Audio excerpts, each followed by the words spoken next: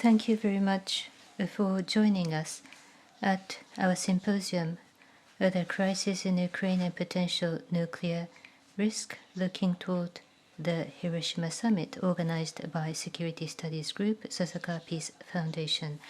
I will serve as the moderator. I am researcher Kobayashi Yuki of the Security Studies Program. It is my honor. We would like to start the symposium. At the outset, may I invite our Executive Director for Program, Chano Junko, to welcome you all.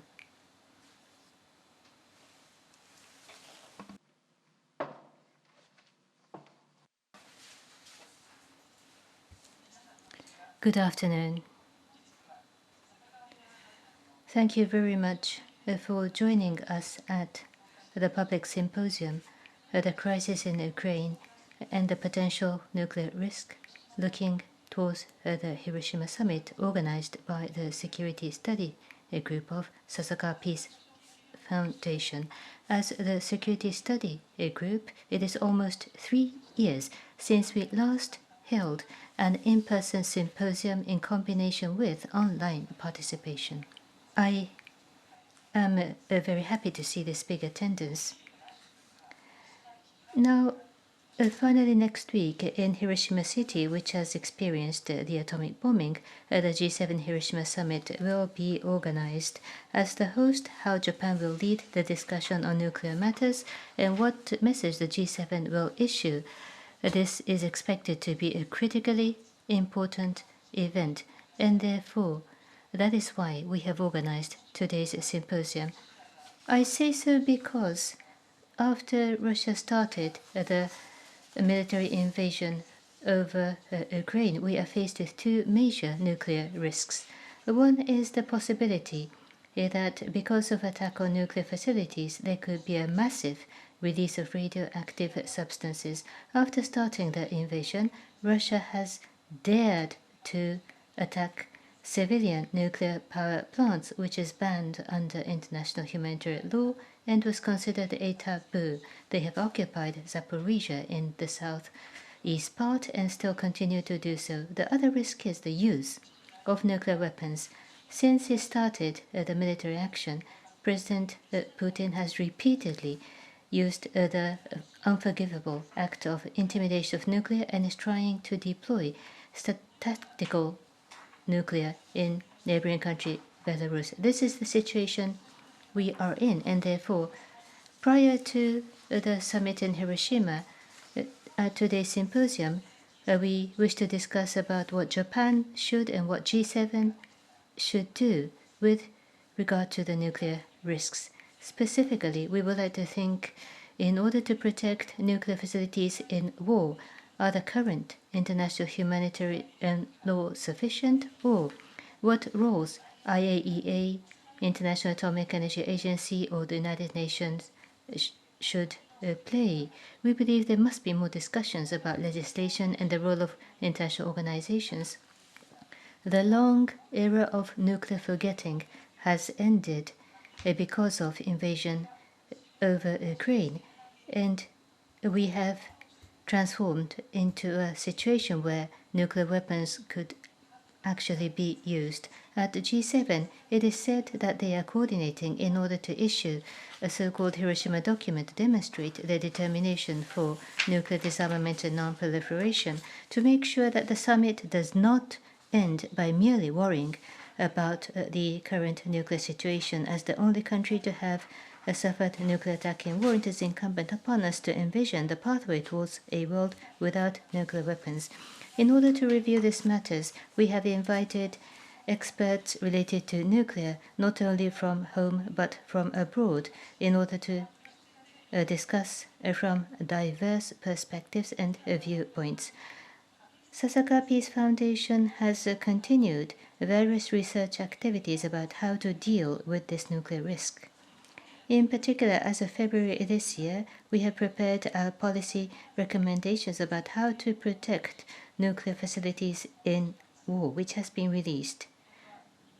There has been major reactions and responses, not only from Japanese government personnel, but also from international organizations, including the United Nations. This is available at this hall.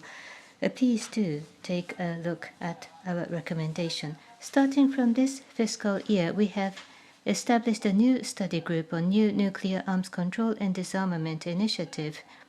We will look at nuclear-related issues. We will analyze the past disarmament negotiations and consider how we can reduce the role of nuclear.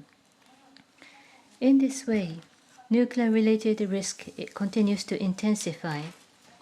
With this recognition, prior to the Hiroshima summit, we have decided to organize this public symposium and to think together about nuclear risks. Once again, thank you for joining us.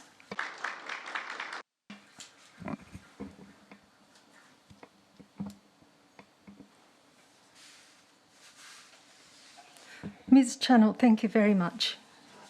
Next, let me introduce today's speakers. Could I ask the speakers kindly to walk up to the stage? Thank you.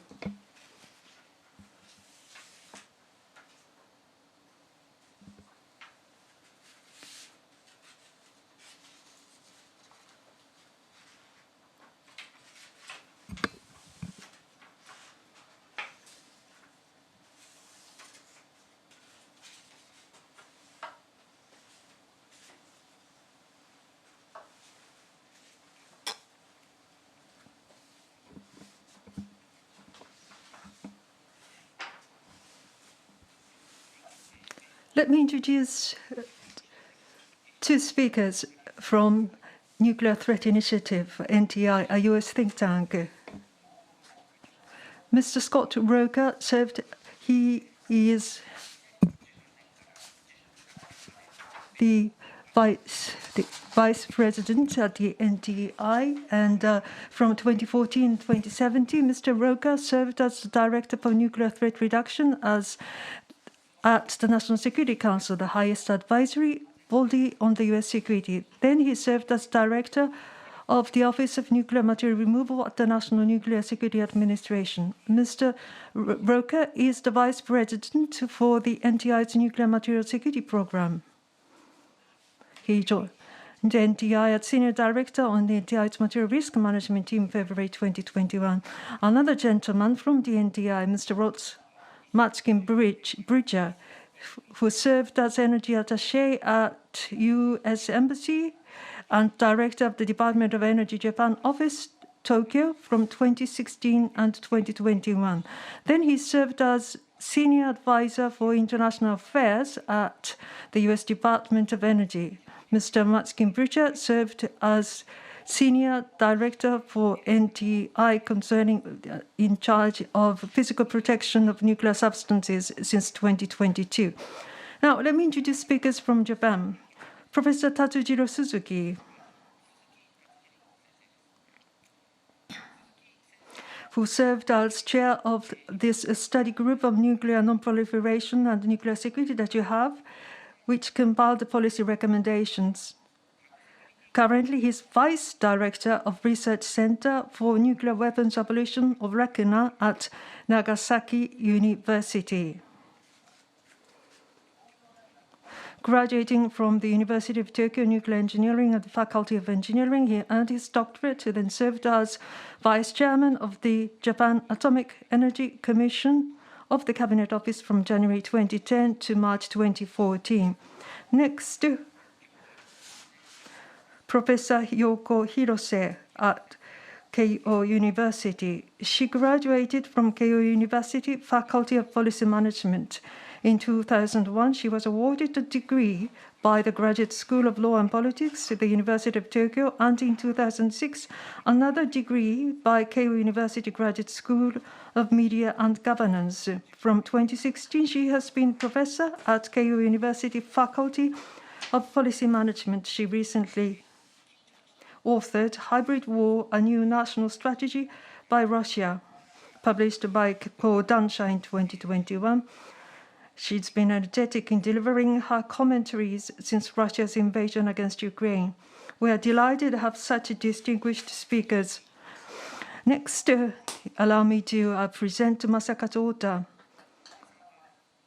He is with Kyodo News. Dr. Ota joined Kyodo News after graduating from Waseda University School of Political Science and Economics, Department of Political Science. He has been active as an editorial committee member, while also serving as a commentator at Sunday Station, a TV program. In 2007, he entered the doctoral program at the Graduate University for Policy Studies, or GRIPS, and was awarded the degree in 2010 with his dissertation, Historic Analysis on the Building of the Nuclear Umbrella Nuclear Secret Agreement as a Policy to Manage the Alliance, who will be serving as the moderator during the panel discussion. All the distinguished members, thank you so much.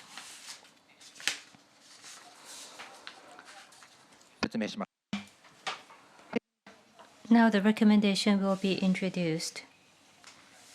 The chair of the study group was Professor Suzuki. Originally, he was going to introduce, but he has a sore throat, and therefore, please allow me to explain on his behalf. The recommendation is distributed for your reference.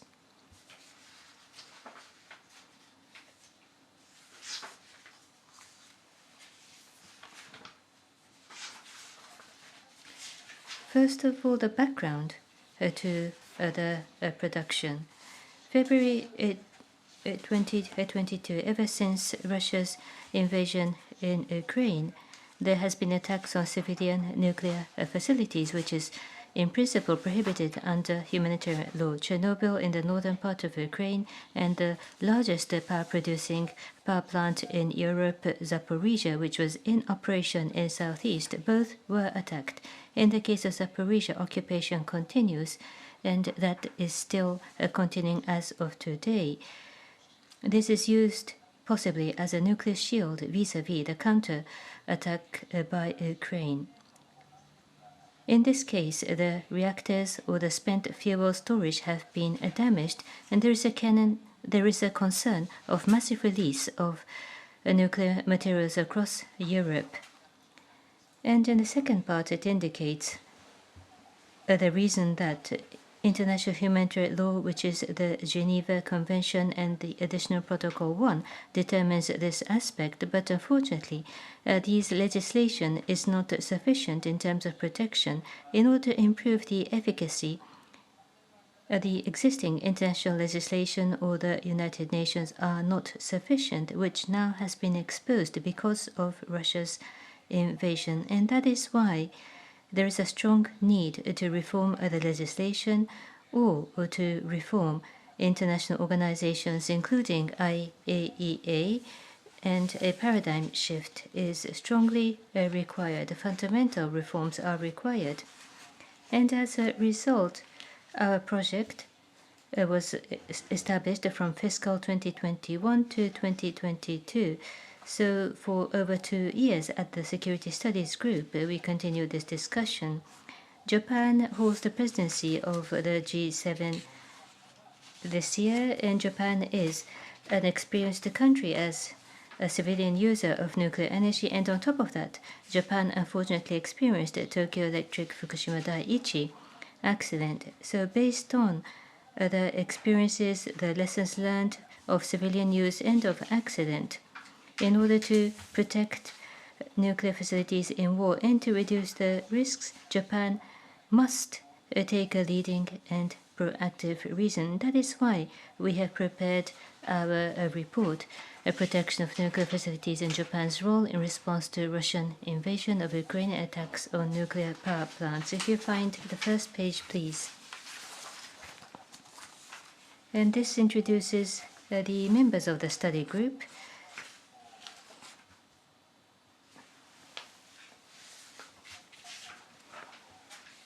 The background of the study group indicates, and this study group is made of 9 members. Nuclear experts are included, or security experts, experts of international politics, or cross-sectoral expertise are included in the members. If you please go to the next page. There are recommendations 1 and 2.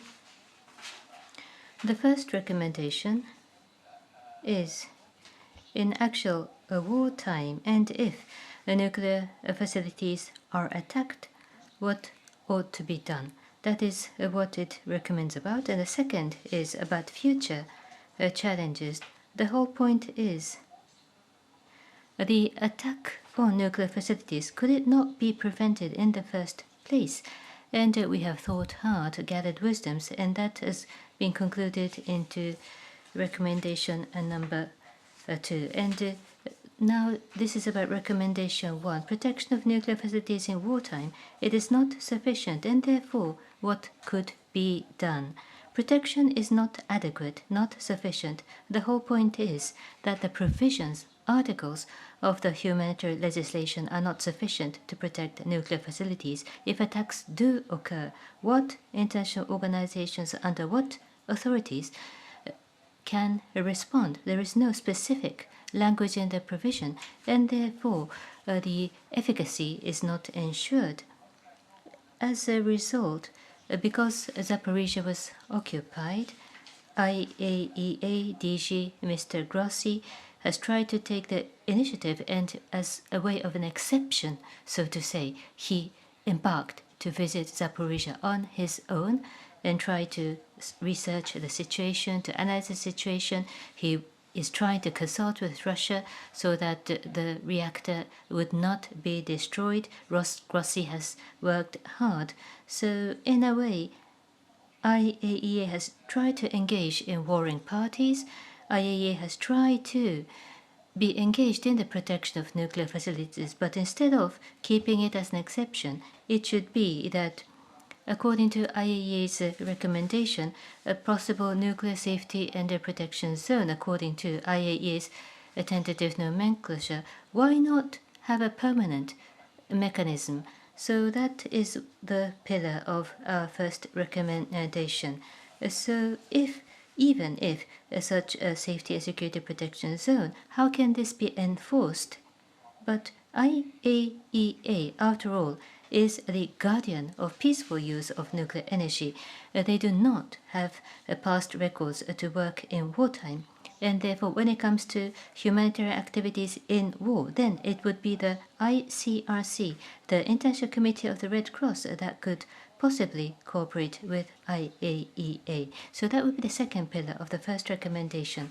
Furthermore, IAEA, ICRC officials, workers and staffs, they are in horrible danger and risk in wartime.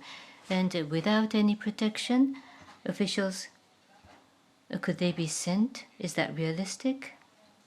And therefore, under the UN General Assembly resolution, how about a nuclear emergency safety mission to be dispatched? We now call it NESM, Nuclear Emergency Safety Mission.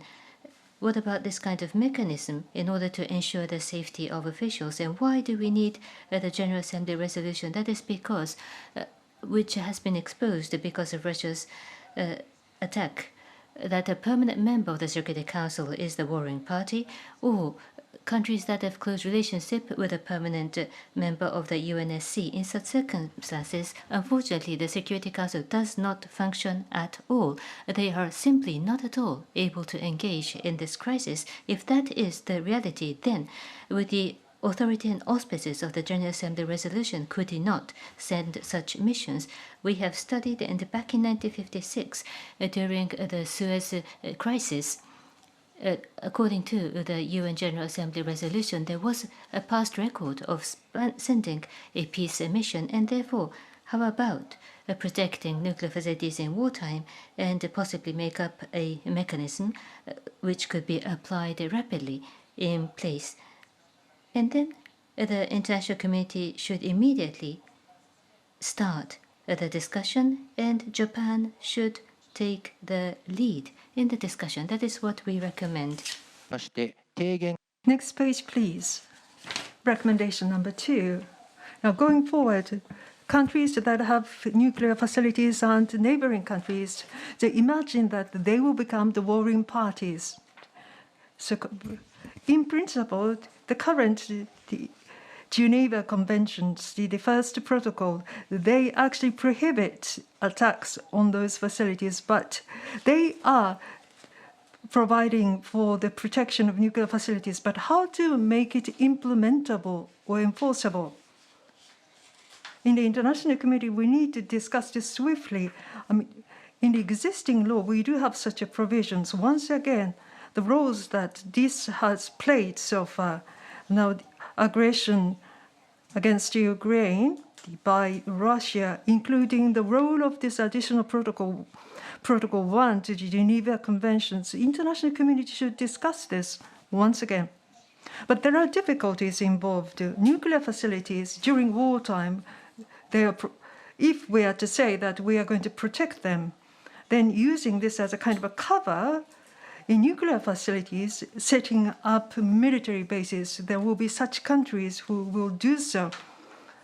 So creating a system that makes sure that this will not be used, those places will not be used for military facilities. Now, that's difficult, not just for Geneva Conventions, but there are other conventions, such as the Convention on Nuclear Safety, or also Convention on the Physical Protection of Nuclear Material and Nuclear Facilities. There are many conventions, so nuclear and nuclear security, looking at those conventions, the provisions for to ensure the safety of nuclear facilities, that needs to be looked at as a backdrop, why we need those things. If you look at the additional Protocol 1 to Geneva Conventions, it took effect in 1977.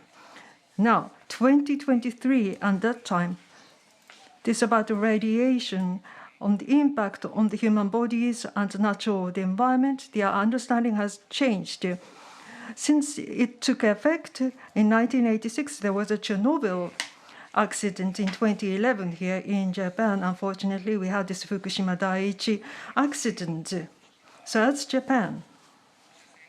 Radiation, radioactive substances being leaked to the environment on the impact to human body and natural environment.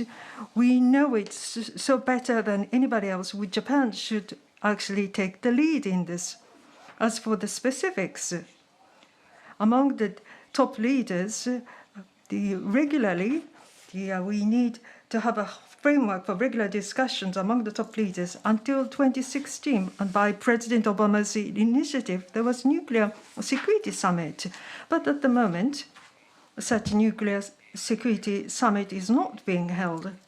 So nuclear security summit, including the re-establishing such summit meetings about protection of nuclear facilities during wartime, the international top leaders should regularly have a meeting to deepen understanding. So we believe that such institution is necessary. That's why we talked about this in the recommendation number 2.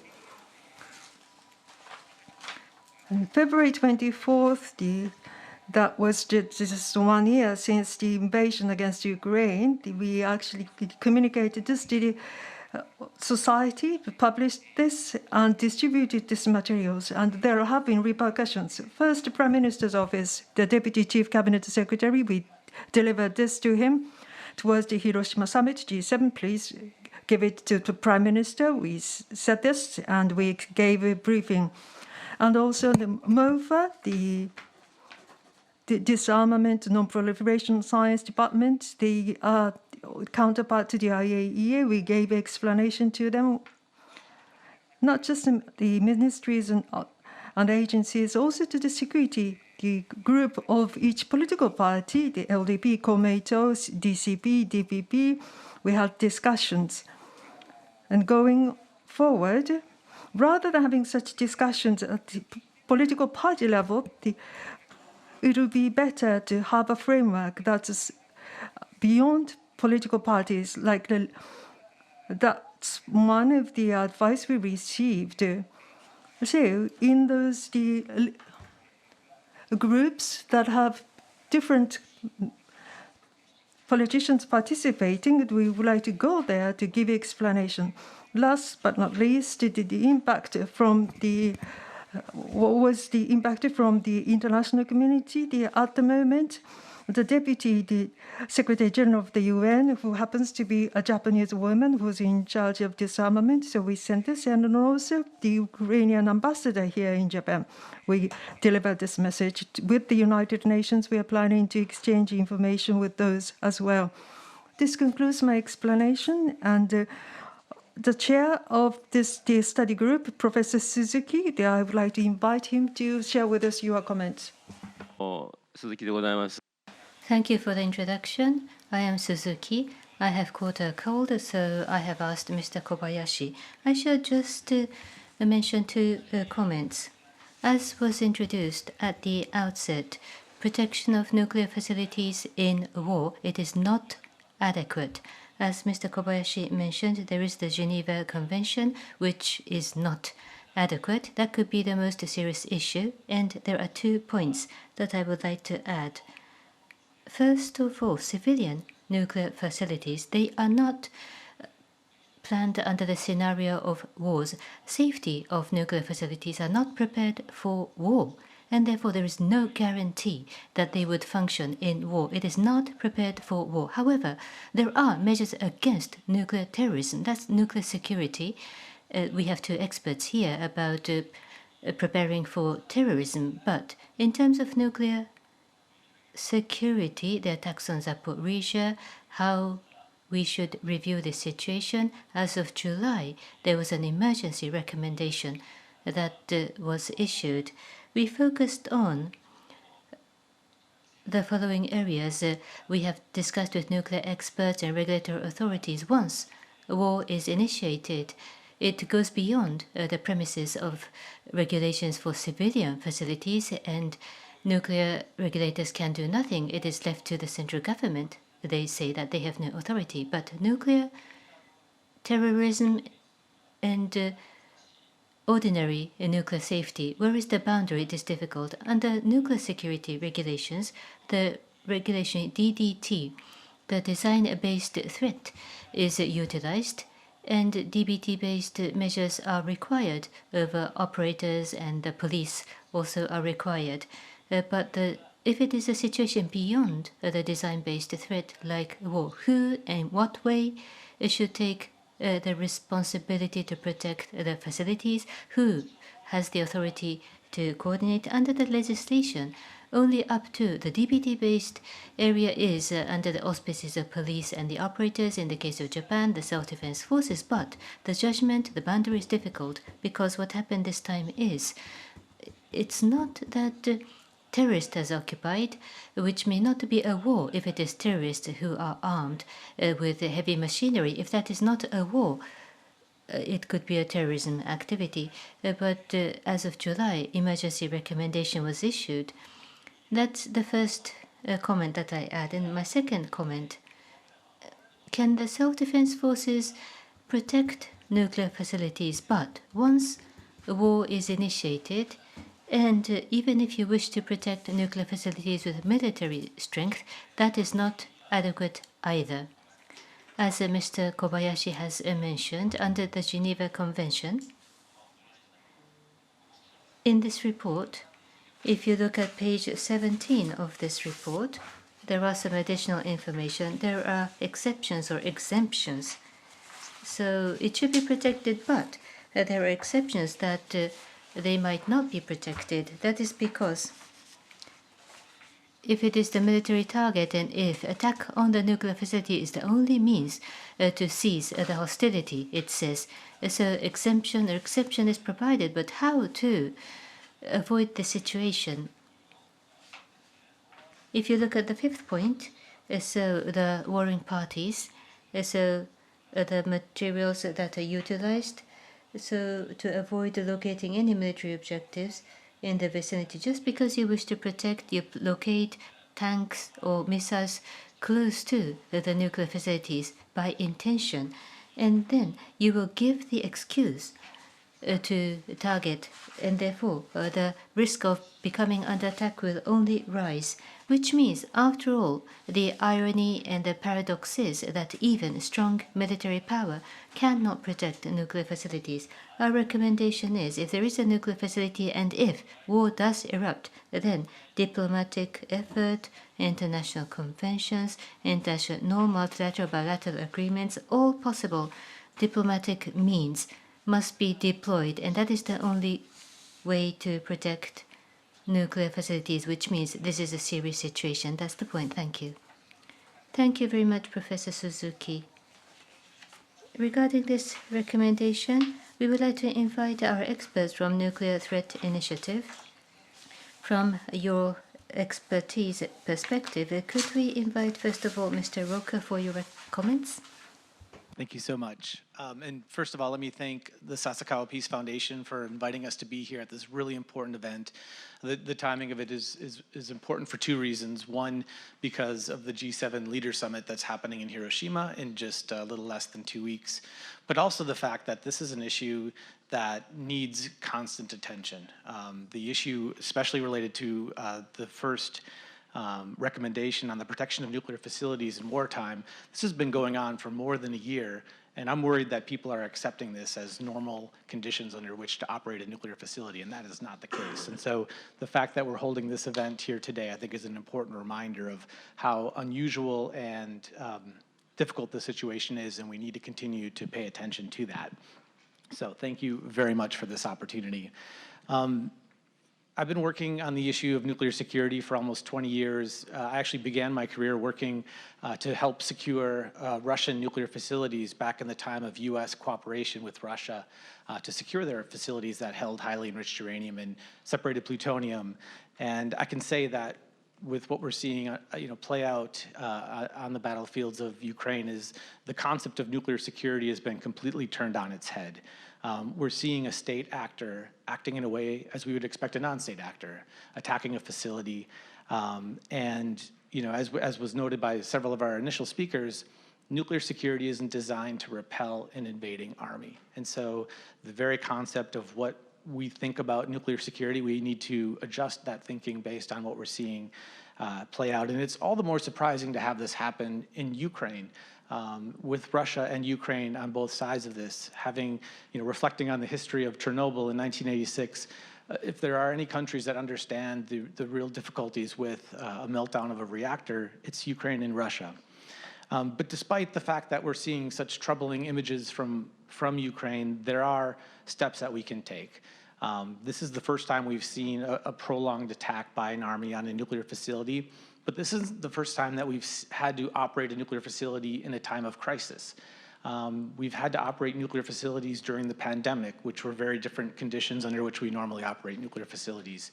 We're seeing more severe weather and forest fires around nuclear facilities in the United States and other countries, and that also creates really difficult conditions under which to operate nuclear facilities, the new extreme weather. And so we can borrow from some of these initial lessons in the situation that we're seeing in Zaporizhia. And I'll highlight two particular areas. One is around building resiliency at these facilities. The importance of backup power generation is incredibly important to maintain the cooling of the reactor and the spent fuel ponds to prevent a radiation release, a catastrophic radiation release. But also having lines of communication open, having ample supplies at the facility. These are all concepts that help reinforce resiliency, which I think we need to increase at nuclear facilities. And the second area is around the spent nuclear fuel that I just mentioned and others have mentioned as well.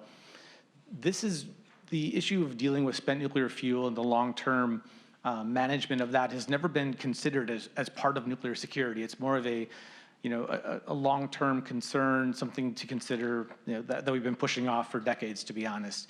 But now that we're seeing this attack around Zaporizhia nuclear power plant, that spent fuel that's been housed there for years on end is one of the major issues and one of the major risks at the site. And so I think we need to start thinking about other issues such as spent fuel management and finding long-term solutions for nuclear fuel as part of a security suite as we go forward.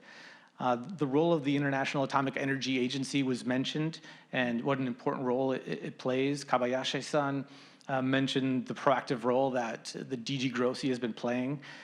Thanks to his efforts, now in place are inspectors at every nuclear facility, every nuclear power plant rather, in Ukraine to make sure safeguards, safety, and security are being maintained. That took 6 months to get into place, and it was a really important development, and I think we should recognize the good work that's been happening there. But as noted, there still is not the safety or security zone around the Zaporizhzhia nuclear power plant, which is the next step in terms of what the IAEA can do to help protect that area. I know he negotiates frequently with both the governments, and hopefully they'll reach resolution soon on this issue, and then we can also codify this as a permanent step that the IAEA can take to help protect these facilities in a time of war. And the final point I'll make on this first recommendation is around the role of Japanese leadership here, as was written into that recommendation. I mentioned the G7 Leader Summit that's happening in a little less than 2 weeks in Hiroshima. The mere fact that Japan will be convening, the heads of state for the G7 in such an important place in the world is a signal of the importance that Japan and the G7 countries place on nuclear security and non-proliferation, and it signals an interest in taking a positive step forward. So I'm really looking forward to the outcome of that event. But Japan also has leadership in terms of how it secures its nuclear materials, the processes they've taken to minimize highly enriched uranium and separated plutonium over the years, and in conjunction with the Nuclear Security Summit process. Japan is led by example in this area and has also had experience with very extreme crises, especially in the case of Fukushima. And so the lessons that Japan has learned, I think, are important for the rest of the world. So it's, again, really great to see Japan playing such a vocal role on this important issue. Thank you. Roecker-san. Thank you so much, Mr. Roecker. Could I invite Mr. Ross Matzkin-Bridger? Thank you very much, Kobayashi-san. I also echo Scott's thanks to the Sasakawa Peace Foundation for having us here. I want to thank all of you in the audience and those of you who are watching via the live stream as well. I think it's so important that we have such an engaging crowd amongst the general population on this really important issue as well. This is a very personal issue for me. I got my start in my career working in Ukraine at 3 nuclear facilities. I was working as part of a team that was associated with the Nuclear Security Summit, removing highly enriched uranium from 3 facilities in Ukraine, in Kyiv, in Kharkiv, and in Sevastopol in Crimea. And I distinctly remember, I spent about 6 months in Ukraine between 2010 and 2012. And I distinctly remember on one day off in Sevastopol and touring some of the old battlefields from the Crimean War of 100 years earlier, and thinking, wow, it's very hard to imagine that a war occurred here on these fields just 100 years ago. And little did I know that it was just going to be a few years later that Russia would annex Crimea, and then a few years after that, that they would invade Ukraine. But on these excellent recommendations from the study group from Sasakawa Peace Foundation, this second recommendation on the legal foundations, I think hits the mark on a couple of areas. First, just the clear need to protect nuclear facilities during times of conflict. This is very unambiguous and I think really important to highlight. And then secondly, that the international community really needs to come together and act to ensure that the adequate frameworks are in place to codify a ban on attacking all nuclear facilities. And so understanding that we have to protect nuclear facilities, then turning to, well, how do we actually go about doing that? And one of the areas that's highlighted in this recommendation is the role of international law. And I think the first thing that I like to look at is what is the role for the existing international law, and is it adequate? Certainly there is, as highlighted by Kobayashi-san and Suzuki-sensei, international law in this area. There's the Geneva Conventions, as have been noted, including additional protocol number 1. Also, the Hague regulations. There's other treaty law that's been mentioned. I think customary international law plays a role here too that we should look at. Putting aside for a moment, is this existing international law adequate or not? It certainly provides some protections, and where those protections are provided, are they working? And so I think you can make a strong argument that even under the existing international legal framework, under the Geneva Conventions, that Russia has violated this in their takeover of the Zaporizhzhia nuclear power plant. And so if these violations actually are taking place, then what are the enforcement mechanisms? What are the consequences that need to come with that? I think that's something that really needs to be tackled by the international community, and I think the G7 is certainly a good place to start that conversation. And then what do we do if and where there are gaps in the international law? And I think that the point that Suzuki-sensei was making, a strong belief that there are gaps, and that while there are some protections provided by the laws in place, that they don't cover everything. And so what can we do in that case? And so, one route certainly would be to amend or supplement the legal conventions that are already in place, the Geneva Conventions being one of them. I think we can also look creatively at other international legal mechanisms that may be available. And here, I think it would be really interesting to look at a particular case study relating to the 1988 non-attack agreement that India and Pakistan are engaged in. And this is an agreement where India and Pakistan basically have a legally binding agreement that says that they will not attack each other's nuclear facilities. It is an agreement that they formally revisit and affirm every year. And in that way, it not only provides a legal framework, but it also kind of sets a normative activity, a norm for these two countries moving forward. And so then finally, I just want to also say that, one of the items that's mentioned in the report is that if we are going to go down the path of amending international law, that it certainly is a difficult path. It's an arduous path. It's a path that's going to take a long time. And so that doesn't mean we shouldn't pursue it, but it does mean that we should also look at what effective measures we might be able to take in the short term and in the medium term that can also be effective. And so here we can look at political commitments. We can look at norm making that may not rise to the level of legal commitments, but can still be effective. And here what I would point to as an example is some of the activities that we were able to get done during the nuclear summit process. From 2010 to 2016. Kobayashi-san mentioned that a moment ago. And under the Nuclear Security Summit process, we were able to actually bring leaders together from around the world. And while most of the commitments there were not legally binding, they were strong political commitments that led to real action. And so I think we can look to that as an example as well. Matzkin-san, ありがとうございました。Thank you very much, Mr. Matzkin. And then we will go on to the discussion of nuclear risk that has been exposed by Russia's attack and the possibility of nuclear use.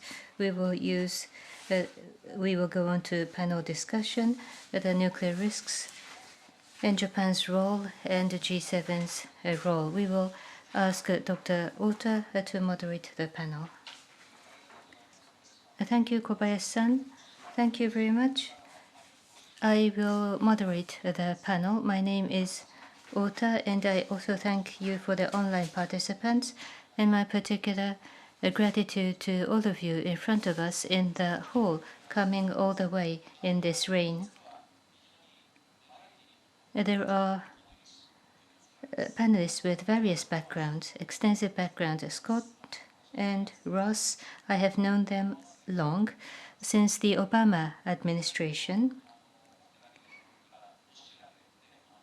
So about the nuclear facilities in Russia, their experience, and Ross, he has engaged in HEU and separated plutonium-related tasks in 3 facilities that they could be utilized as weapons, and therefore that they should all be withdrawn.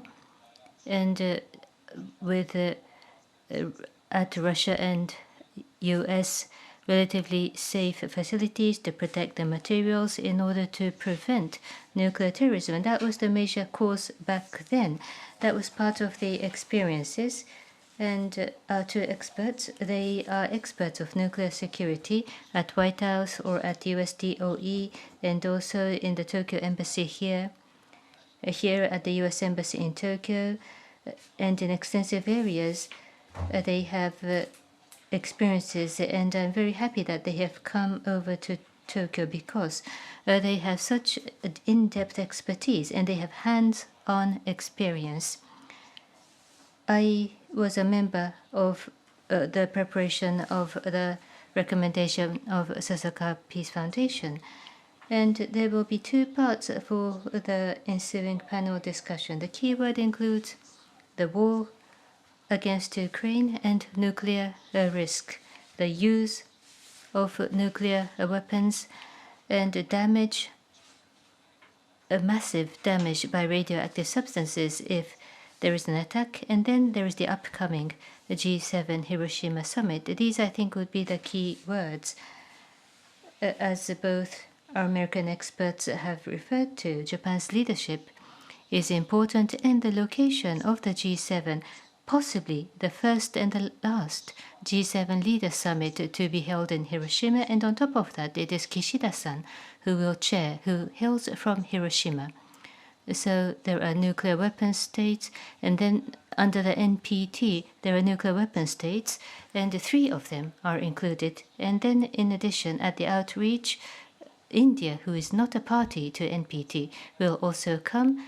And then the remaining G7 members are under the nuclear umbrella. In addition to that, we do have invited countries from the global south. In a certain sense, I think this is the first and last great opportunity. With regard to Ukraine, this is an unprecedented situation in Ukraine. Starting from February 24 last year, we are experiencing an unprecedented situation. Last year, there was the G7 process, but last summer, the Zaporizhzhia situation became more serious, but the discussion went nowhere, and we were reminded that we should not get used to this abnormal situation in Zaporizhzhia. This is unprecedented. A nuclear weapon state has attacked a country which has given up nuclear weapons and has joined NPT, and this is a flagrant nuclear intimidation, and I suppose this is a deterrent so that NATO does not engage in war. But now they are brandishing the nuclear intimidation, attacking a country that has given up a nuclear 30 years ago under the political Budapest Memorandum, nuclear security assurance or nuclear guarantee. It could be called differently because the English and the Ukrainian translation are different, the assurance or guarantee, but Ukraine has committed to receive security by giving up, and despite all that history, this has happened. The whole NPT is shaken from its foundation. This is what I call character number 1 when I call it unprecedented. And the second point is nuclear security. This is originally, fundamentally, in response to nuclear terrorism. Non-state actor engaging nuclear terrorism, attacks on nuclear power plants, exploding nuclear materials, so-called nuclear terrorism. was the target, but now, this time, it is not a non-state, it is a state that could actually engage in terrorism, a horrible, unpredicted situation. A nuclear weapon state, and on top of that, a permanent member of the Security Council, they indeed are becoming an actor of nuclear terrorism. In terms of deterrence, there is a huge question in front of us. Of course, if nuclear is used in some way or another, NATO will react, although nuclear might not be used. But what happens if Zaporizhia comes under attack? In order to prevent recurrence, if Russia does attack, there must be severe consequences, and the international community must strongly communicate that there is going to be a strong consequence, and how strong G7 can send that message out. And legal framework is necessary, and it has to be fundamentally reviewed. China and Russia are getting together, and it's difficult, as Mr. Matzkin discussed. But just because it's difficult, are we going to do nothing? And then, this time, the war, after Fukushima, a sovereign state trying to grab away the territory of another sovereign country. I was discussing the Scott, and it's like what happened since the Gulf War, the first Gulf War. And then Fukushima accident occurred, and the radioactive damage is huge, tremendous material. Still, there are close to 30,000 after 13 years. After 12 years after Fukushima, more than 30,000 of Fukushima people are unable to return to their homeland. At the G7 summit, what would be the catastrophic consequence of nuclear damage? There must be more advancement in a nuclear legal framework discussion, or as Matzkin had mentioned, in what way political agreement could we advance negotiation and discussion. I also believe that this is the mission incumbent upon the G7 members. Just one more point before I invite my panelists. I have a concern that is the false flag nuclear attack. In the G20 declaration, nuclear use is inadmissible, not admissible. That is the strong language. Since then, Putin's rhetoric seems to have declined a little bit in terms of his nuclear intimidation rhetoric, but depending on how the war is deployed, there could be a false flag operation. Oh, it's not Russia. It's not Russia that has done that. It's someone else who has exploded nuclear device on the territory of Ukraine. Nothing to do with Russia, they may claim. Or there is some conspiracy with Ukraine, and they have taken nuclear material from Russia. Russia could possibly engage in such disinformation. So again, in Ukraine, how to deter nuclear attack? For example, according to U.S. media report, if nuclear detonation occurs, easily detectable detectors, measuring devices, or in the case of explosion, the remaining materials can be collected so that the nuclear forensics can be applied and to trace the origin of the nuclear material in order to track the perpetrator. The nuclear forensic technology, the two have been engaged in the Nuclear Security Summit, and Japan did play and is still playing an important role in the nuclear forensics. And there could be more contribution that Japan can make in how to deter and prevent nuclear-related false flag operations. I should not occupy the microphone. My first question to the panelist. So, what is your observation about the situation in Ukraine, the war, and this warring situation which should not occur? What is the risk of nuclear use? What is your observation of the potential use of nuclear in a war? We do have an expert, Professor Hirose, who is a researcher of Russia. May 9th, the Victory Day, Putin's speech. I hope you will comment about what Putin just mentioned about the war situation. And as a Russia watcher, what do you think about potential nuclear use? Thank you so much. My name is Hirose. I'm with Keio University. I'm very honored to be here. Thank you for inviting me. Dr. Ota raised several issues, so allow me to respond to them. First, regarding the overall situation, there is a kind of a gridlock in terms of the war, especially the Bakhmut and the eastern part. It is not really moving anywhere. The situation in Bakhmut can also be seen as a symbolic conflict, but how to interpret this, I think, could have an effect on the consequences going forward. On the other hand, what about the counterattack from Ukraine? May and onwards, there is a higher possibility that they are doing so. Russia has become more on the defensive. They have gained some territory, how best they can cling to it, protect it. So that's another possibility we're going to see. And the day before yesterday, Russia had a victory day. During the Second World War, the Soviet Union at the time enjoyed victory over Nazi Germany. So this is an event to celebrate that occasion every year. It has been celebrated in a big manner, very important annual event for Russians. But this year, this immortal solidarity, those people who passed away during the Second World War, all the ordinary people, having a solidarity, and usually they had this parade, but that was not held this year, because during this war, those people who passed away during the Ukrainian war, if that kind of a trend is felt, then that could lead to anti-war sentiment. Probably that's what people had in their mind, and that it was not conducted. As for the parade, those towns near the border, near Russia, it was not held. But in Kremlin, they did conduct parade, but much on a smaller scale. The Air Force, parade by Air Force was not conducted, and the Army parade, just one old-fashioned tank and minor scale parade was held. So it was a much more subdued version, very different from what they used to do. Now, President Putin's comment drew attention, but there was nothing really new. It was more or less similar to what he delivered last year.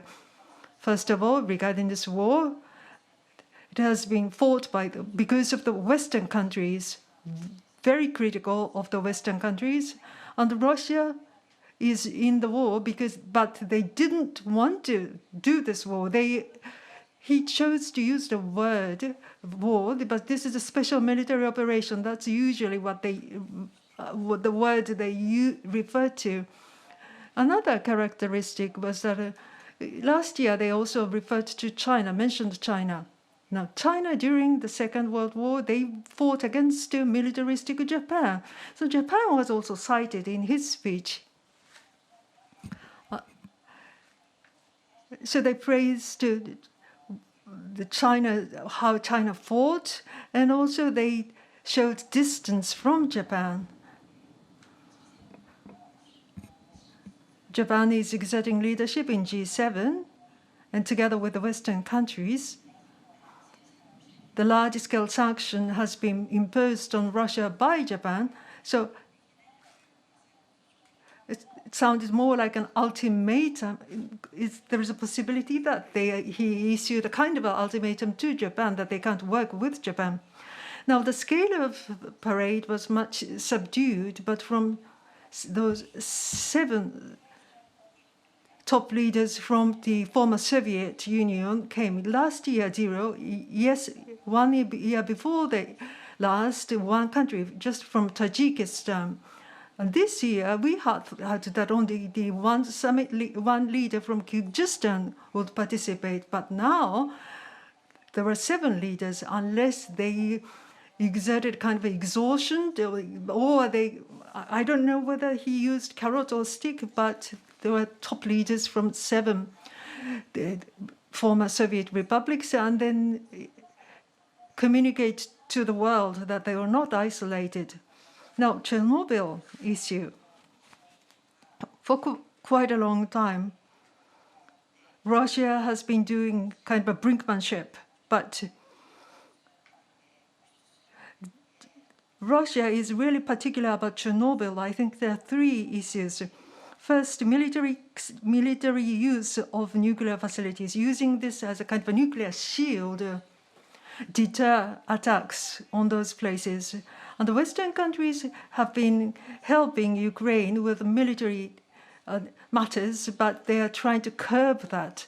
And also by controlling energy, controlling all the Ukrainians. I think that's the kind of an image perception he has. Number three, this is physical. Crimea, and also last year on Ukraine, the eastern part and the southern part, those 4 states have been annexed, according to what he said. But for Russia, this is the new territory to ensure power supply from the viewpoint of Russia. Because of these 3 issues, controlling Chernobyl is something that they have been insisting on. This is certainly the difficult, risky. Now, as for the risks of nuclear terrorism and nuclear facilities, we are concerned that nuclear facilities, power plants might be used as kind of a military. For quite a long time, I have been researching hybrid wars. So one more thing I would like to share with you. Now, a nuclear power plant, not just during wartime, but during peacetime, it can become something very dangerous because of the possibility of cyber attacks. If you look at the Iranian nuclear power plant, there was a risk that this might be attacked with the cyber attacks. So far, it didn't actually amount to the dangers on human lives, but that could happen going forward. Those nuclear power plants could have an impact on human lives, and this is something we have to keep in our mind. Thank you very much. Thank you very much. Is it Zaporizhia rather than Chernobyl? I sometimes mix it up. Thank you. Indeed, I mix it up. I meant Zaporizhia when I said Chernobyl. Indeed, currently in Zaporizhia, on the Russian side, why Russia has gone on to do what they are doing. Thank you for the 3 observations. May I invite Mr. Scott Roecker? From the U.S. viewpoint, the number 1 nuclear threat, nuclear risk that Russia might employ, what is the highest risk? Ota-san, yeah, to be clear, well, to build on the point you just made too, the biggest significant nuclear incident could happen at Zaporizhia nuclear power plant, but we can't forget the fact that Russia has targeted multiple different types of nuclear facilities in Ukraine, including Chernobyl, as was just discussed, from Hiroshi Sensei, but also some of the facilities that Matzkin-san mentioned in Kharkiv and Kyiv. Those have all been targeted by Russian military forces. But the most significant risks we're worried about is not a nuclear detonation. It's not a nuclear explosion with a mushroom cloud. It is the risk of significant radiation release associated with an attack on Zaporizhia nuclear power plant. And this would most likely result from the loss of cooling at the reactor site or at the spent fuel ponds. And that could ultimately create an explosion and release radiation over a wide swath of territory. And so maybe I can talk a little bit more about why this changes how we think about nuclear security, because as Suzuki-sensei mentioned in his initial remarks, Zaporizhia nuclear power plant before this attack went through the process of developing a design basis threat, or a DBT. And that's really the process that the operator goes through alongside with the government to identify the most serious risks and threats to that facility. And it probably looked like, maybe 6, non-state actors working together with somebody who works inside the facility to try to take control of that facility. And so what the country would do, what Ukraine would do then, is put in physical protection to protect against that kind of a threat. So, putting in hardened walls, putting in alarms, detection, putting, a lot of barriers around the most sensitive material there so it could not be accessed. They would put in material control and accounting measures where they could account for all of their nuclear material and make sure that somebody who works inside the facility isn't stealing it. They would work with the pro force or the military response in case there was an accident. And so all of that work has been done at Zaporizhzhia nuclear power plant, as well as nuclear facilities around the world. And obviously, the risk and the threat that they're facing today is much different than that, right? They're dealing with an invading army that's essentially using Zaporizhzhia nuclear power plant as a base of operations to attack nearby cities. So that's why we're talking about such a fundamental shift in terms of nuclear security and the real risk that we're facing on the ground in Ukraine. And just to again note the good work that the International Atomic Energy Agency is doing in conjunction with this, they've released 7 pillars that need to be respected whenever, with respect to nuclear facilities anywhere in the world. And to build on the second recommendation that the Sasakawa Peace Foundation has mentioned, these 7 pillars really identify the key areas that need to be included in work that we do to strengthen the international legal framework and the normative framework around this important issue. And so that's a really starting point or a baseline for conversations around that second recommendation as well. Thank you so much. Thank you very much. Just as Scott has discussed, there is a fundamental shift occurring in how we view nuclear security. A huge change in Scott and Ross. Rather than a mushroom cloud, there is a tectonic change. The release of massive radioactive substances is more worry. Will Putin go dare do that? Do you think he will attack? Yeah, thank you, Ota-san. And maybe what I'd like to start with is, I think, a threat that we may have narrowly avoided in Ukraine. And that's looking at, when we look at the potential for nuclear risk moving forward, thinking about what kinds of nuclear technology are we using, what kinds of material are we using, and recognizing that some technologies, some materials are going to present higher risks than others. And so, I think that, what Scott said about the primary concern here, particularly as it relates to the, what's going on with the occupation at Zaporizhzhia, is certainly a radiological event. And this would be, the standard fuel being used at the Zaporizhzhia nuclear power plant. If that were to be damaged or exploded, then you have this radiological release. That, I think it's important to note, though, that is very different than a nuclear bomb, right? A mushroom cloud. That would be, I think, what you're getting at, Ota-san, would be if Russia were to detonate a nuclear weapon. But just looking at the nuclear facilities for a moment, that is not a concern.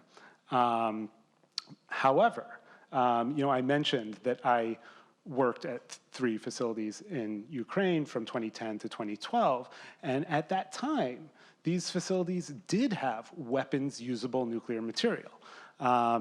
It was highly enriched uranium in that case. And we removed all of that highly enriched uranium from these 3 facilities. And in fact, that was the only weapons usable material in Ukraine. And now 2 of those facilities that I used to work at have been attacked by Russia in the course of this conflict. The one facility in Kyiv, one in Kharkiv. And because or I should say that, thankfully, there is no more weapons usable material in these facilities. Because if there was, then you're looking at a very different level of risk. And that is that if the infrastructure at these facilities were to have been damaged to the extent that weapons usable material is now vulnerable, it could be stolen, it could be diverted by a variety of different unscrupulous actors. And then that material could indeed be used for a nuclear weapon, a mushroom cloud, as you describe. And so, while I think we're really fortunate that none of the Ukrainian facilities currently have this weapons usable material, I do think that is a lesson for us in the G7 and the wider international community about what types of materials we ought to be using for our civilian nuclear facilities. And there are, in fact, nuclear facilities still that are using weapons-usable material, and chief among them would be a number of nuclear power reactors that use plutonium as fuel. And plutonium, like highly enriched uranium, is a material that could be used for a nuclear weapon, and if a facility with plutonium were to be attacked, were to have its fuel left vulnerable, then that presents a really big problem. And so I think as we kind of move forward with the possibility of more nuclear power in the world, certainly it can play a very positive role. It can help mitigate climate change. It can help bolster energy security, but it should really be a smart brand of nuclear. And particularly, I think we ought to think about minimizing and even really eliminating plutonium and other weapons-usable materials from our civilian infrastructure.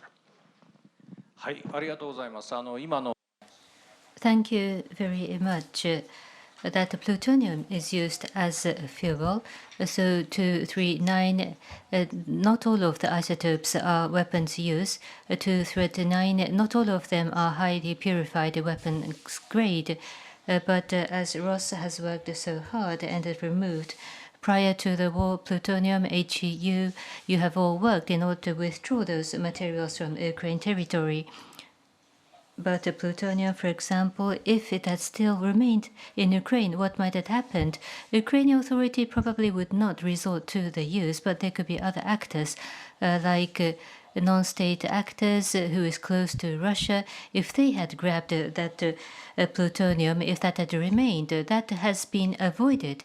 And those efforts had taken place before this Russia's war, and that was under the leadership of the US. Professor Suzuki, you are also an expert on nuclear matters. What is your observation after listening to Scott and Ross? The situation in Ukraine, of course, is the topic now, but it's not someone else's incident. That is what I painfully feel, because Northeast Asia, there were more than 50 reactors, and there are still reactors in Japan, even if it is not operating, and more than 20 in South Korea. And China has a lot of reactors and also under construction. And it's not only about nuclear power plants, but the nuclear fuel cycle facilities and reprocessing facilities also exist. And the spent nuclear fuel pool, we have it scattered all over the Japanese archipelago. Therefore, if military confrontation does occur in Asia immediately, we shall be very worried about all the nuclear-related facilities in Japan and in Northeast Asia. In particular, I have been researching plutonium for years, so as soon as possible, not war, but military use possible materials must be reduced quickly as much as possible, whether you are for nuclear energy or not. First of all, weapon possible material must be reduced. Thank you. As Professor Suzuki mentioned, this is a matter of Asia as well. Nuclear safety and nuclear security. I want Prime Minister Kishida to be more forceful in his diplomacy so that matters of concern do not occur in Asia, and the G7 summit meeting will be held soon. A world without nuclear weapons, some kind of a declaration, it might be called Hiroshima Declaration. Indeed, Mr. Kishida is keen to issue some document outcome. It is a very difficult situation in Ukraine, very intensifying nuclear risk. At this moment, it is the winter, cold, freezing, glacial period in terms of nuclear abolition, and we have to change, reverse this situation. If this situation continues in terms of security for Asia, this is a horrible situation. I am checking my time, So I shall ask each of the panelists for a very brief comment, like 1 or 2 comment each. Since there was a reference to Asia, I want to go to China because Kobayashi-san, you have studied the recent situation in China, have you not? Any comments about China and nuclear development? About the situation in Northeast Asia, of course, there's North Korea and China. They are also expanding the nuclear capability. According to the USDOD, by 2030, additional 1,000, by 2035, additional 1,500. So that would be the operationally deployed number will be the same with Russia and US combined. So China, Russia, and the US, the relationship between the 3 countries, that would be a big question. And then there is another issue about China's arm development, because the nuclear material, that is the material, in the fast breeder reactor, China is trying to produce the material. The fast breeder reactor, Japan has a history of Monju, but this is a civilian technology. In the case of China, using the civilian technology, they're trying to proliferate plutonium, and that is against NPT, and this is also against the international management under IAEA. They all undermine the border between civilian and non-civilian is blurred. And more recently, Russia is providing the initial fuel for Chinese fast breeder reactor, which means China's own plutonium and uranium can be stocked, and they can simply increase by Russia's material, and they can apply the Russian material for their warhead, and therefore China's fast breeder reactor and plutonium increase, these have to be checked very carefully. That is the most serious worry. Thank you so much. IAEA, from 2017, the plutonium stockpile, China has suspended their reporting. Again, at the Japan-China summit, Kishida-san must tell China strongly. Professor Hirose, 1 minute might be an impossible request, but I would like to ask you at the G7, could they not think about a ceasefire? It might be a long way ahead, but Professor Hiroshi, what is your prospect of a ceasefire, end of war, and how to take out the bud of nuclear risk? It's a challenging question, but regarding this war, envisaging the end is so difficult. There are several scenarios, though, to end the war.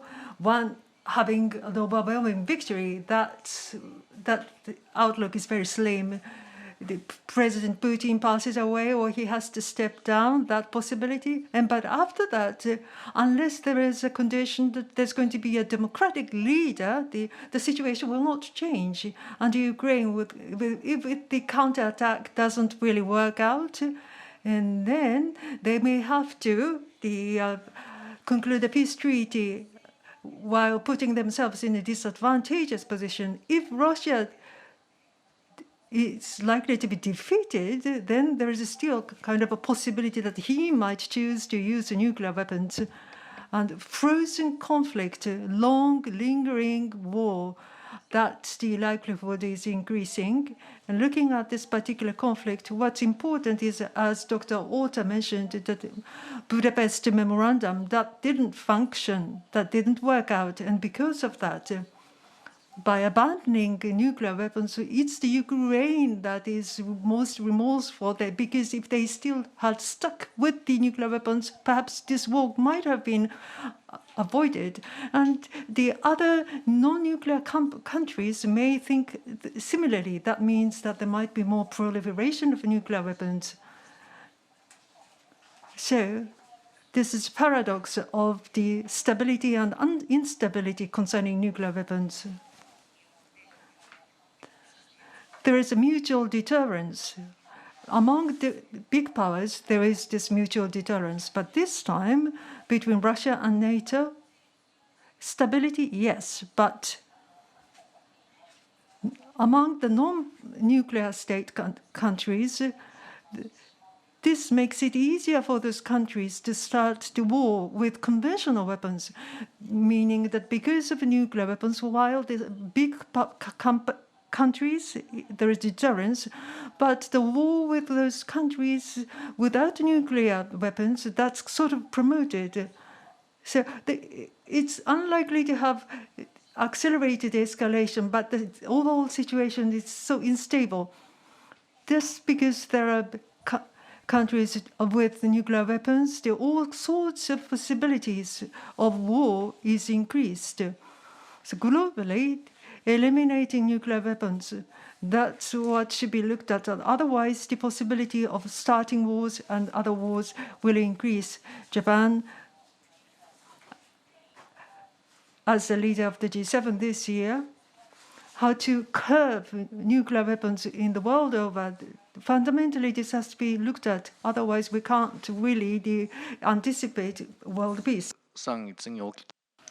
Then, Ross, I would like to ask you, a world without nuclear weapons, and you were working so hard for that during the Obama administration. How can we go back from the negative situation? How can we go back? Yeah, and I'll try to be brief, knowing that our time is limited here. But if I could pick one thing, what I would say is that I think it's really important that we work towards disarmament by creating a really strong understanding for what the devastating impacts of a nuclear weapon really would be. And I think that by hosting the G7 summit in Hiroshima, this is a really important and sobering start. And I cannot overemphasize just how important this backdrop is and the impact that the city of Hiroshima can have on people. And if I can, for just a moment, I can describe that 23 years ago, I was an exchange student here in Japan. I traveled to Hiroshima. I went through the Atomic Bomb Museum. I went to the Peace Park. I heard directly from Hibakusha. And it gave me a perspective that I could not have had otherwise, and really helped shape the kind of career that I wanted to have, to make sure that what happened in Hiroshima, what happened in Nagasaki can never happen again. And I certainly hope and I expect that Prime Minister Kishida can use this really important opportunity in his hometown of Hiroshima to give this experience to the other G7 leaders, and that can have an impact that can catalyze catalyze us towards a world without nuclear weapons that we're all really yearning for. ありがとうございます。やっぱりこう Thank you so much indeed. The leaders are coming, so by observing the reality, indeed, there must be an inspiration, a catalytic effect. Indeed, Scott, please, what could be done? And Biden, you have also served for Biden. How can we go forward to disarmament? U.S. leadership, what do you think? Yeah, there's definitely concern with the pace of disarmament among non-weapon states. That is clear. But I think it's important to highlight that there are things that are happening to build a world toward a disarmed world. I'll note one area that is underway right now and one more aspirational area. First, the International Partnership for Nuclear Disarmament Verification is an effort that's been going on since 2014. It involves more than 25 countries, includes 3 nuclear weapon states, United States, United Kingdom, and France, as well as almost 24 non-nuclear weapon states. And it really highlights the role that non-nuclear weapon states can play in verifying disarmament agreements. And this has been going on for almost 10 years. We're in phase 3 at this point, and it's really blue-collar diplomacy where experts get together and really talk through the nuts and bolts of how you would verify a disarmament agreement. And so it's really important to highlight the role that the non-nuclear weapon states can play in this area, and really, I think, a really interesting effort that's underway that I would encourage you all to look more at. And then in terms of a more aspirational idea, this is something we're thinking about at the Nuclear Threat Initiative, is imagining what a world looks like without any nuclear weapons. that's a great world, but there's also a lot more nuclear material that's outside of nuclear weapons. How do we handle that? How do we safeguard that material so it's not repurposed into a nuclear weapon? How do we secure it so it's not stolen and used in an improvised nuclear device? How do we confirm its safety? And the international organizations that we have today aren't designed for this task. This is a very serious and important task that will need to be accompanying what we do in terms of disarmament. And so this is an area that we can start building today. We can start thinking about what these international organizations look like. We can think about what countries can do to provide those assurances and start putting those in place to help create a fertile ground for further disarmament among the nuclear weapon states. ありがとうございます。IPNDV っていうのはこれ日本 Thank you very much, IPNGV. Indeed, Japan is a participant, so when nuclear weapon is disposed, if the nuclear countries alone work, it could not be credible. NPT is, after all, unequal in the first place, so non-nuclear countries also should have the authority, and that is to recover the equitable order in terms of nuclear management. It is a difficult reality, but if you give up nuclear, then go back to our border before 1945, that is not the case, but how to realize a world without a nuclear weapon, how to sustain NPT. I would like to respect the efforts. We're running out of time, but message from Nagasaki, Professor Suzuki, please. Thank you very much. As I listen to the comments, Nagasaki should be the last place to suffer a nuclear bomb. Once again, I would like to remind, and at Hiroshima G7 Summit, I hope this phrase will be repeated. Nuclear weapons should never be used again. That Nagasaki should be the final place. If the G7 leaders can declare this, it has a profound meaning. And having said that, nuclear risk does exist, and therefore, how can we reduce a nuclear risk? There must be concrete measures. I hope that will be discussed at G7. Prior to the war on Ukraine, in order to reduce the nuclear risk in Northeast Asia, if nuclear weapon might be used, what would be the situations that someone would dare to use nuclear? And then, while we're studying, the war on Ukraine started. So last year, we looked at this. This is the humanitarian impact, a quantitative humanitarian impact if a nuclear weapon is used. And of course, there were criticism that we were conducting the study in the place of Nagasaki. But 24 bombs were simulated, and 2.6 million lives would be lost in an instance. And then there will be prolonged radiative action, which would continue to kill people. More than 1 million is likely to lose their lives. So there are 12,000 bombs, and even with 24 under our simulation, there will be a massive loss of lives. And therefore, to reduce the risk of nuclear, that it should not be used, that is important. On the longer term, Prime Minister Kishida, when he was the foreign minister, he started the group of eminent persons for substantive advancement of nuclear disarmament, and they refer to nuclear deterrence. It could sometimes facilitate stability, but in the longer term and in terms of global security foundation, after all, deterrence is dangerous. It clearly says so, and therefore all countries must think about even better resolution. In a nutshell, that the nuclear deterrence is not dependable. There must be a transformation from depending on nuclear deterrence to non-dependence on nuclear deterrence. So I hope that this message will be repeatedly adopted at the G7 and the longer term, that there will be a security foundation that does not depend on nuclear deterrence. That was my final comment. Thank you so much. In other words, today's Ukraine, because Russia has nuclear weapons, there is a war of attrition possible because nuclear has nuclear weapons. Only a specific country is allowed to possess nuclear weapons, and look what has happened. So deterrence will not collapse amongst the nuclear weapons. I do not think this is sustainable, and this is the very aspect that has to be revised, and we hope that the G7 leaders will at least start the process of change. Well, I shall conclude this in 5 minutes, and there is questions and answers. Thank you, Dr. Ota and all the panelists. there will be a few minutes for Q&A. If you wish to ask a question, please raise your hand, tell us your name and affiliation before you ask your question. Do you have any questions from the floor, please?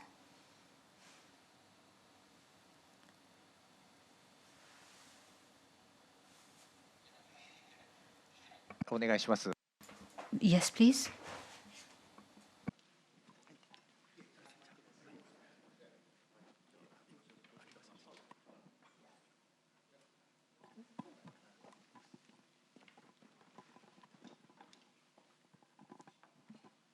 すいません。 Thank you very much. I am a member of Sasakawa, but if I may, my name is Watanabe Etsuneo. I am an expert of security. Today's discussion, it was very stimulating and provocative, but for us living in Japan, yes, China, of course, is important, but North Korea is more worrying for us here living in Japan.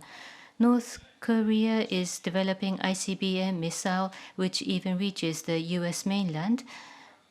Most likely, the atmospheric re-entry technology they are about to achieve. Then the United States and the multi-warhead launch, New York and Washington, both can be launched with one strike. And in the next phase, it would be nuclear test. So this is going to be a deeply gloomy vision. But to the two experts, I have this question to you. And if there are any Japanese experts, if you can tell me about your observation about North Korea.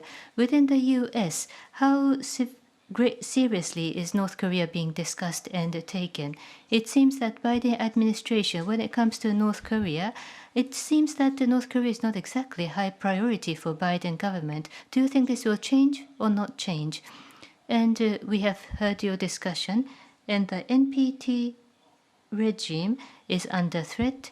Nuclear disarmament momentum is not rising, but North Korea could again do a nuclear test, and North Korea's advancement, is it going to be positive or a negative for the global nuclear disarmament? Thank you. May we first invite Scott, please? Thank you so much. That is an excellent and very difficult question to answer. The situation in North Korea is obviously one that has gotten to the point where it's a very serious risk and threat. I'm thinking back to the 2016 Nuclear Security Summit, where before the summit actually began, there were sessions on what had gone well and what had not gone well. And what had gone well was the highlighting of the Joint Comprehensive Plan of Action, the JCPOA, with Iran, which had been signed in 2015 and was enforced in 2016. That was an example of good things, and the example of an area where there had not been much progress. That was North Korea. And that was 2016, and I think we're in an even worse situation today. The Biden administration, I think, takes this seriously. There are just limited options in terms of engagement. It has taken the position where they're open to meet with North Koreans at any point, but there's been no response to that request. It's right to note that there could be more that's being done in this area, and I'm sure that there are conversations that are happening. But when you think about the risk associated with North Korea and the prospects for addressing it, there are limited options, unfortunately, at this point. I'll add that China's going to need to be a very important player in whatever solution is found around North Korea. 松木さん、コメントございますか？ Yeah, I would agree with everything that Scott said, and I would add maybe that I think that, you know, while this issue of North Korea may not be top of the headlines in the news all the time, it is an issue that is being worked.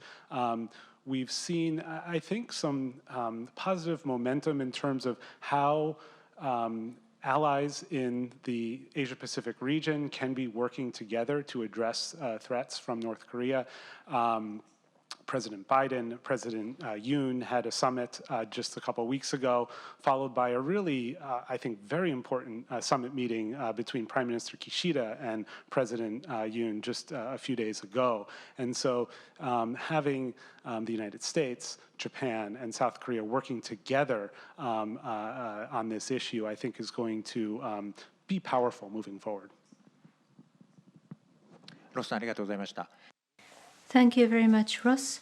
Professor Suzuki, at our study group, we did talk about North Korea as a denuclearization. Any comment about North Korea, please?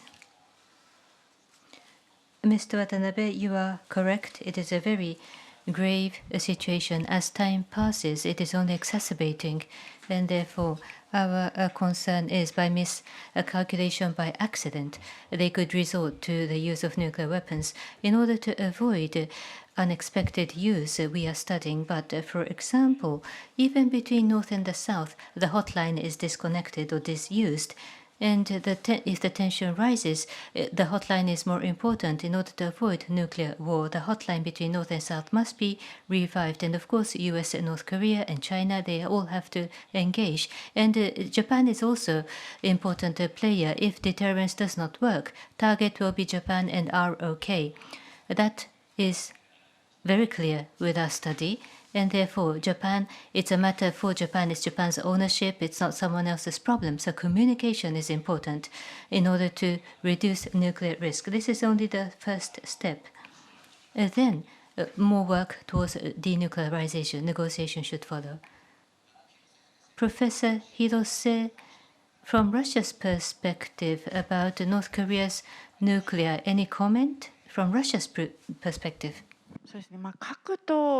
Well, nuclear, Russia, at the moment, not really related, but in this conflict and the military cooperation between North Korea and Russia, that is becoming closer. So concerning this nuclear from Russia, if there's more input, I mean, things could become even more dangerous. So at the moment, they have military cooperation with a win-win manner. Russia, concerning the ammunitions, they want to buy them from North Korea, ammunitions. And from the North Korea, because now the Russia owes to North Korea can earn foreign currencies. So there might be closer cooperation, so this needs to be watched closely. もう一言よろ Mr. Ota, Ukraine's ultimate outcome, I'm sure North Korea is very interested in studying, and North Korea is glad that they have nuclear weapons, and they will continue to have nuclear weapons. That's the situation we want to avoid. And the nuclear posture review under Biden administration, if North Korea uses, then Pyongyang regime will be end. This was mentioned explicitly for the first time in a document under the president. This is a very harsh language. But of course, if nuclear is used, even without nuclear weapons, only with conventional weapons, North Korea regime will collapse anyway. But the Biden administration is committed in that language in NPR. In ROK, they are talking about going nuclear themselves. But that we have to be very careful in Japan. Thank you. Thank you, Mr. Ota. I'm sure that there are many more questions, but unfortunately time has come. In fact, not time has come, we've gone beyond, so we shall have to conclude the program. So please kindly wait until our experts depart this hall. Thank you very much, so that we do not push each other at the departure.